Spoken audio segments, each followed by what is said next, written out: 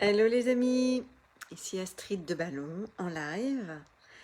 Je te laisse me mettre un hashtag live, hashtag replay pour me dire que tu es connecté. Et installe-toi bien parce que ce soir, ce sera peut-être un petit peu long. En fait, on m'a posé une question, donc je vais répondre à cette question. Et je pense que la réponse peut t'inspirer peut-être ou te faire du bien. En tout cas, l'intention dans ce live, c'est que effectivement, ça t'apporte quelque chose. On m'a posé la question, salut, je ne sais pas qui est connecté, fais-moi un petit coucou et dis-moi d'où tu viens, tiens, on va voir, on va faire le tour de France. En fait, on m'a posé une question, on m'a dit, comment tu as fait pour passer de maman au foyer pendant 10 ans à gérante d'une équipe de 900 personnes. Parce que oui, avant d'être mentor, d'être coach, j'ai eu une autre entreprise où j'ai géré des équipes de 900 personnes. Je travaillais pour un laboratoire allemand. Et c'est rigolo parce que quand on arrive à des résultats comme ça, les gens croient que en fait, c'était facile pour nous. C'est comme monter un cabinet de coaching. Les gens se disent, quand ils voient les gens réussir, ils se disent « Ah ouais, mais pour elle, c'est facile ». Et en fait, genre, on est né avec, avec le titre, tu sais, le pins « Salut Sophie !» avec le pins, tu viens de la Réunion, c'est génial. C'est génial. J'adore la Réunion. Surtout la nourriture réunionnaise. J'adore ça. Les cuisines créoles, je suis fan. Alors, attends, je reprends ce que je disais. Donc, comme si on était né avec le pins, genre dirigeante, mentor, coach, tu vois, que c'était facile pour nous. Genre, t'es né, c'était marqué sur ton berceau, c'est... En fait, non, pas vraiment. En fait, rien me destinait à ça. Jamais même j'aurais imaginé en arriver là. Jamais je n'en avais rêvé. Enfin, le truc, c'est la vie qui me l'a mis sur mon chemin. Alors, je vais essayer de vous la faire courte. En fait, moi, j'ai une formation d'orthophoniste à la base. Et je ne sais même pas comment j'ai fait pour avoir mon concours, mais j'ai eu mon concours. Ma mère vous dirait mieux que moi combien j'étais placée. Je crois que j'étais cinquième ou huitième, je sais pas. Je crois que c'est cinquième. À chaque fois, je dis huitième, elle me reprend. Non, non, t'as été cinquième. Sur 1500, donc voilà, j'ai eu mon concours d'ortho. Et j'ai commencé mes études. En fait, je me suis rendu compte assez rapidement que ce qui m'intéressait, c'était la neurologie et la psychiatrie, mais absolument pas de rester assise dans un bureau avec des gens en face de moi qui avaient un mal-être, parce que j'ai beaucoup fait des stages chez les adultes, un mal-être profond. Et en fait, j'avais l'impression que ce que je leur offrais en tant que thérapeute, en fait, le problème, il n'était pas là, il était beaucoup plus profond. Et du coup, comme je prenais toute leur détresse et je savais pas quoi en faire, j'étais au niveau émotionnel, intelligence émotionnelle, gestion émotionnelle, genre moins 3000, si on pouvait mettre une échelle, vous voyez. Et j'étais envahie de tout ça et je savais absolument pas quoi en faire. Et du coup, à la fin, je dis stop, terminé. Je veux pas faire ça. Je suis pas faite pour ça. Et j'étais enceinte de ma première fille.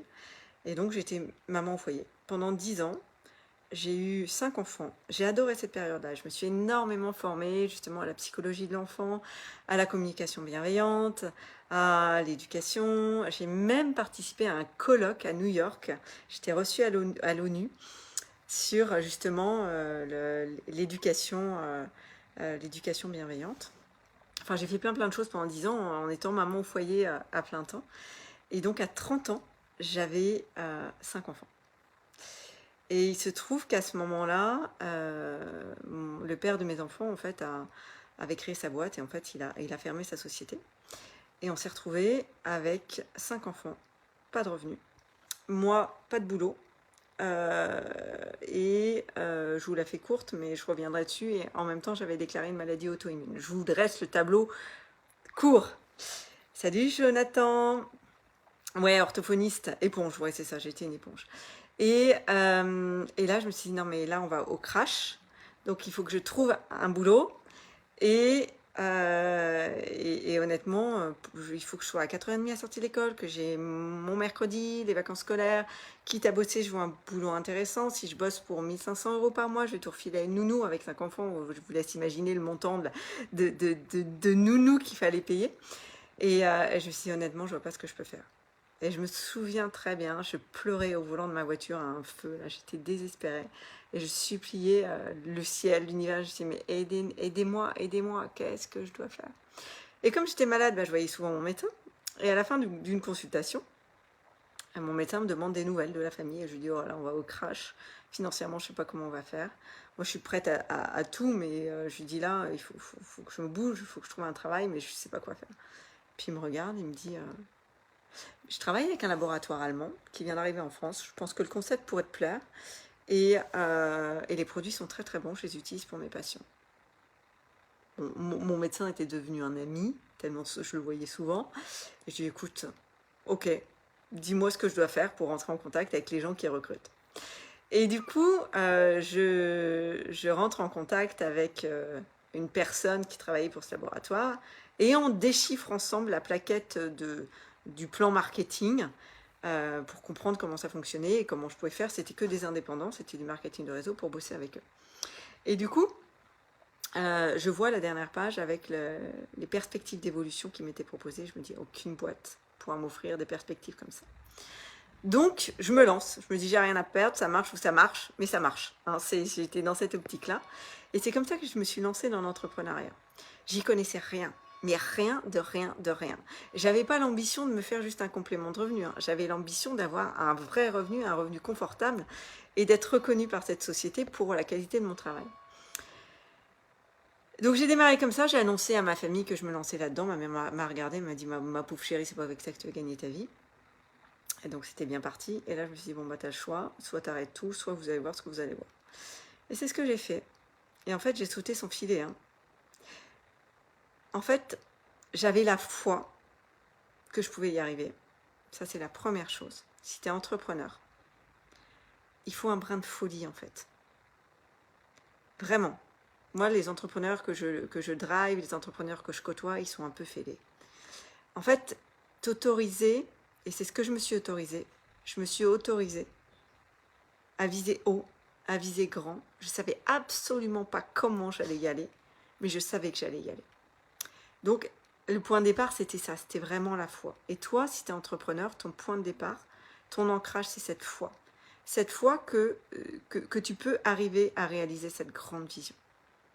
Ouais, tu es un peu barré. Tu as 99,9% des gens autour de toi qui vont te prendre pour un taré et qui ne vont pas comprendre ce que tu fais. Et moi, c'est ce que j'ai fait. Il y a des gens qui ont commencé à plus me parler, qui ont... Voilà, autour de moi, ils ne comprenaient pas. Je dis, ok, moi j'y vais. Par contre, je ne savais pas comment j'allais y aller. Par contre, je savais que je visais très haut et que pour aller là-bas, il allait falloir que je me forme et que je fasse j'apprenne des tas de compétences. Donc, j'ai commencé à regarder, en fait, toutes les personnes qui avaient construit ce que je voulais construire, comment elles avaient fait pour réussir. J'ai épluché au millimètre, j'ai essayé de comprendre, de lire entre les lignes, etc. Et lire les mêmes livres qu'elle, prendre les mêmes coachs qu'elle, etc. Et finalement, je suis arrivée à chaque fois, c'était marqué développement personnel. Il faisait du développement personnel. Je me suis dit, mais c'est quoi le développement personnel? J'ai tapé sur Google développement personnel. Ouais, c'est véridique, hein, véridique. Et puis j'ai commencé à creuser, à essayer de comprendre. J'ai compris qu'il allait falloir que je travaille sur moi pour gagner en confiance en moi, parce que ma confiance en moi, genre 0,5 sur 10 à l'époque. Hein. Il allait falloir que je parle à des gens que je connais pas, j'étais morte de trouille, et je me suis dit, t'as peur, fais-le, t'as peur, fais-le, t'as peur, fais-le. Voilà, c'était mon mantra. Et j'ai commencé à avancer comme ça, puis un jour, je me suis dit, non mais il faut que j'aille plus loin. J'avais lu les bouquins d'Anthony Robbins, et je me suis dit, il faut que j'y aille, il faut que j'aille voir faut que je participe à un séminaire. Je vous rappelle, hein, on vivait sur nos économies, avec 5 enfants, pas de chômage, pas de revenus. J'ai investi 3 000 € pour aller participer au séminaire d'Anthony Robbins à Londres, alors que c'était vraiment challengeant. Je prenais sur ce qui allait me permettre de nourrir mes enfants. Et je l'ai fait. Je savais que c'était un investissement. Et depuis toujours, j'ai investi de manière complètement déraisonnable dans des accompagnements et des coachings. C'est ce qui fait qui je suis aujourd'hui, c'est ce qui fait aujourd'hui la compréhension que j'ai de l'entrepreneuriat, de l'humain, des écosystèmes. Je disais à mon chéri hier, je disais, mais en fait c'est un truc de fou. Quand je parle avec quelqu'un, je vois tous les écosystèmes en jeu. Quand je parle d'un business, d'une entreprise avec un dirigeant, je vois ce qui se joue, les circuits, etc. Et ça, c'est le résultat de toutes ces années de formation, de travail, d'accompagnement, de transformation sur moi. Donc, voilà, de manière complètement dingue. Salut Fabien, ça me fait plaisir que tu sois là. Merci pour ton petit coucou. Oui, investir sur soi, c'est la meilleure chose que j'ai faite. C'est 3000 € que j'ai sortis alors que c'était complètement irraisonnable. Je les ai sortis. Et c'est ce qui m'a permis 2 ans après d'avoir un vrai revenu et de nourrir ma famille. J'ai mis 2 ans à construire cette entreprise. Au bout de 2 ans, j'avais la Mercedes de fonction offerte aux rares personnes qui arrivent à construire ça. Et des tas de personnes qui ne me parlaient plus parce que je roulais en Mercedes. Pour la petite anecdote, au bout d'un mois, je voulais la rendre parce que je n'assumais pas en fait. Et pourtant j'avais eu la chance d'être invitée en Allemagne et visiter l'usine Mercedes, où j'avais vu toutes ces personnes qui étaient extrêmement fières de travailler de faire du travail. C'est du sur-mesure chez Mercedes. Il n'y a pas de voiture pareille. Chaque personne qui commande une Mercedes, elle choisit les options. Et j'avais vu la qualité et la manière dont les personnes étaient traitées dans l'entreprise. Et quand on m'a remis cette voiture, j'étais dans un état de gratitude pour toutes ces personnes qui avaient construit ma voiture. Mais j'assumais pas le regard des autres et le jugement des autres à cette époque-là. Aujourd'hui, j'en ai rien à foutre. Et d'ailleurs, la deuxième que j'ai commandée était encore plus grosse. Et en fait, ce que j'aimais, c'était que c'était le fruit de mon travail et le fruit c'était une preuve matérielle de ma transformation, une preuve matérielle de mon rêve qui se réalisait, en fait, de cette vision que je m'étais autorisée à avoir, en fait. Et c'est pour ça que je te dis, il faut être un peu fou pour être entrepreneur, pour être dirigeant. Pour passer au niveau supérieur de ton entreprise, il faut t'autoriser cette vision. Si tu n'es pas un visionnaire, c'est pas grave, tu peux le devenir. Par contre, tu vas trembler. Il faut vraiment, ça c'est un truc, à tous les niveaux, tu vas trembler. Je parlais avec un ami qui a construit, il est multimillionnaire, il a construit des trucs de dingue dans le business de la musique. Et il me disait, en fait, à chaque fois que je gagne, je réinjecte sous. Je repars à zéro. J'investis, je pars sur un nouveau projet, j'achète une maison, j'achète une entreprise et je repars pas à zéro parce qu'il a un capital, mais c'est comme s'il rejouait toutes ses cartes. Et je crois vraiment que si tu n'es pas prêt à jouer dans cette cour-là, ça va être compliqué pour toi d'avancer dans ton business. Je suis un peu cash là, mais c'est tellement vrai. En fait, un entrepreneur qui n'est pas prêt à jouer sur ce fil-là,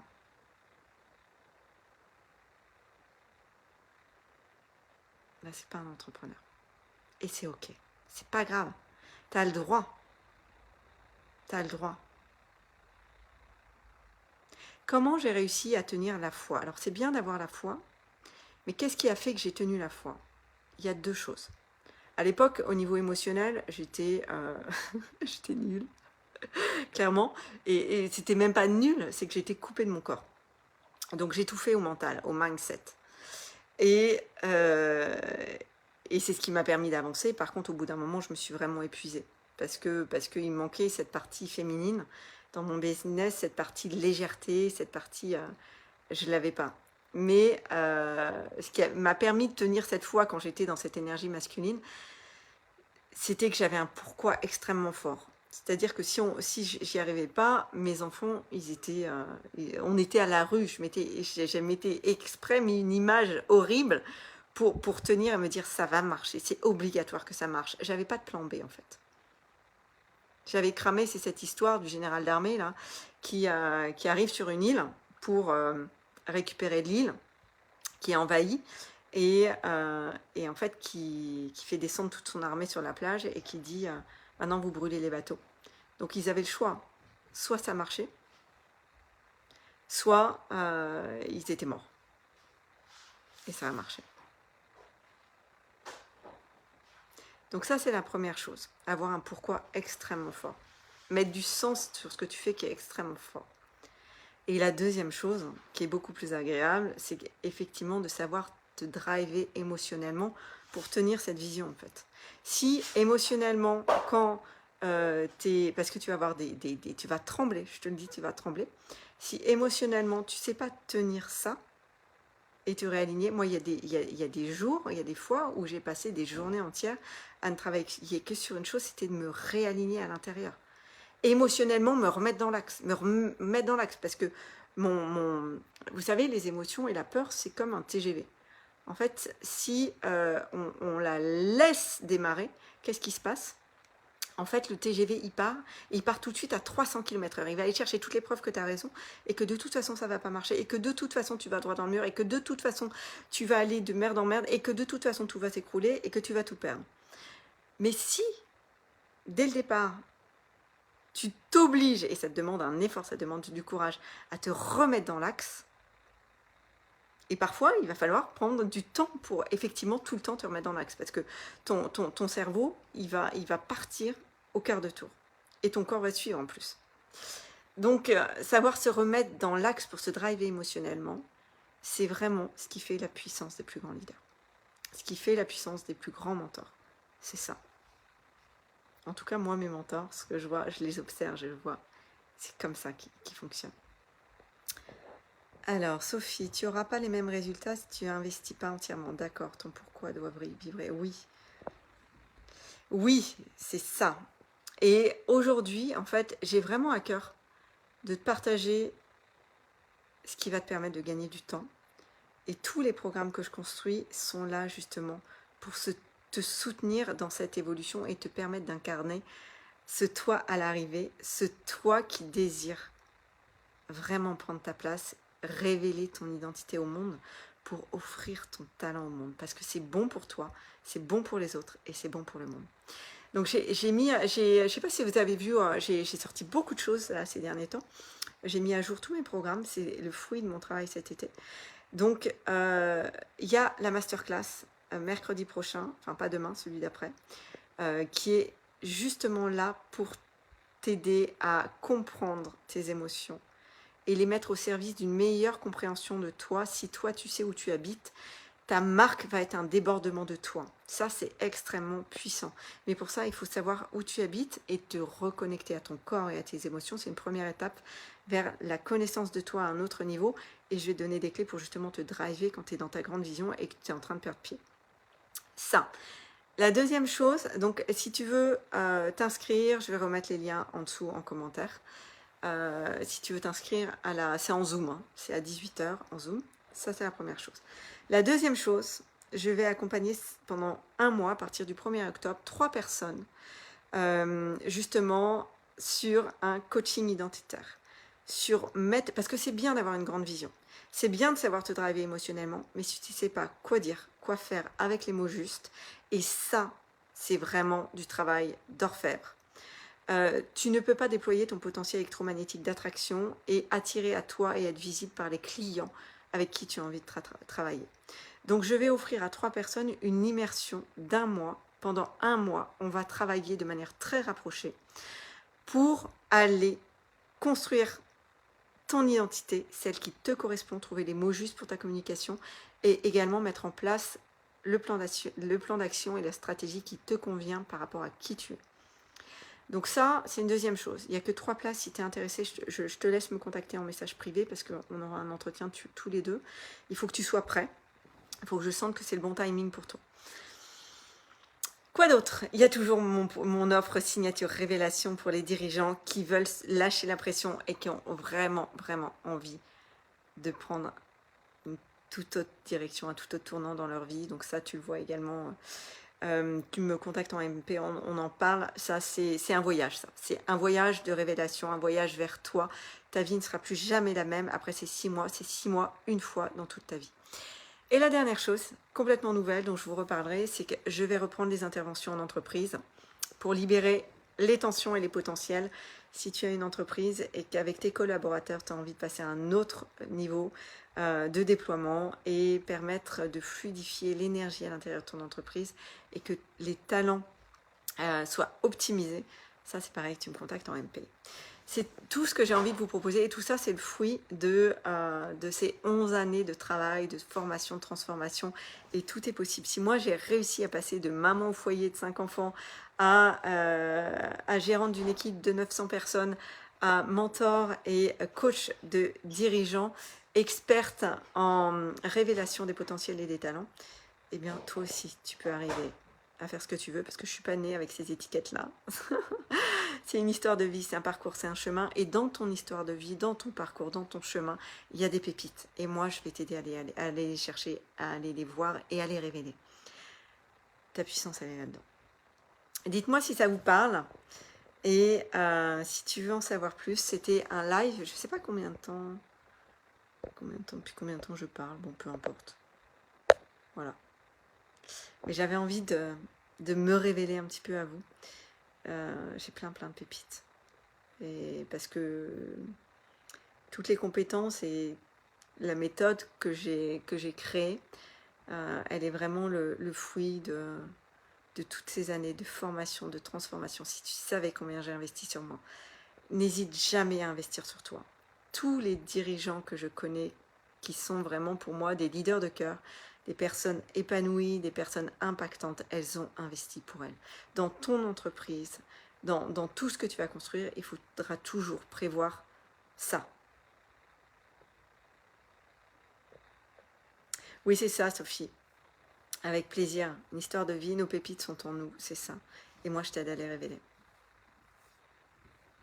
Ce sont les clés de l'épanouissement. Voilà les amis, ce que j'avais envie de partager avec vous ce soir. Dis-moi si ça te parle. Et si tu as envie d'en savoir plus, je te laisse me contacter. Je te souhaite une merveilleuse soirée. Je te laisse méditer sur tout ça. Et je te dis à très vite pour un prochain live. Ciao.